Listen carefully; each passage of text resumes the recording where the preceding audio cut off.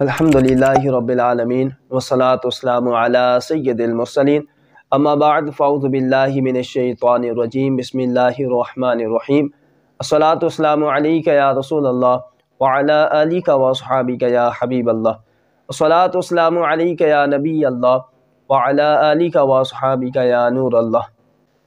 حضور نبی اکرم نور مجسم شاہ بنی آدم رسول محتشم شافع امم صلی اللہ علیہ وسلم کا فرمان رحمت نشان ہے، جس نے کتاب میں مجھ پر درود پاک لکھا تو جب تک میرا نام اس میں رہے گا فرشتے اس کے لیے استغفار یعنی بخشش کی دعا کرتے رہیں گے۔ صلو علی الحبیب صلی اللہ تعالی علی محمد صلی اللہ تعالی علیہ وسلم۔ ولیوں کے سردار شہنشاہ بغداد حضور غوث پاک رحمۃ اللہ تعالی علیہ اپنے مدرسے کے اجتماع میں بیان فرما رہے تھے کہ چھت پر سے آپ رحمۃ اللہ تعالی علیہ پر سانپ گرا، سامعین میں بگدڑ مچ گئی، ہر طرف خوف و ہراس پھیل گیا، مگر شہنشاہ بغداد حضور غوث پاک رحمۃ اللہ تعالی علیہ اپنی جگہ سے نہ ہلے۔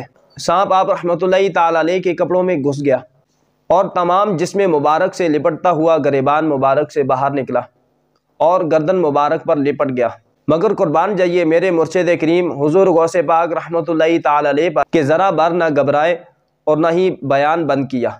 اب سانپ زمین پر آ گیا اور دم پر کھڑا ہو گیا اور کچھ کہہ کر چلا گیا۔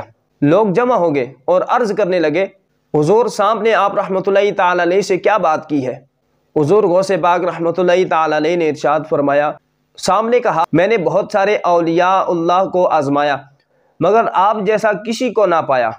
وہ کیا مرتبہ اے غوث ہے بالا تیرا، اونچے اونچوں کے سروں سے قدم آلا تیرا۔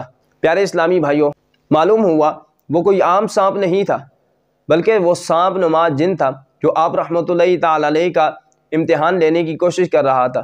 الحمدللہ عز و جل ہمارے مرشد کریم حضور غوث پاک رحمۃ اللہ تعالی علیہ ثابت قدم رہے۔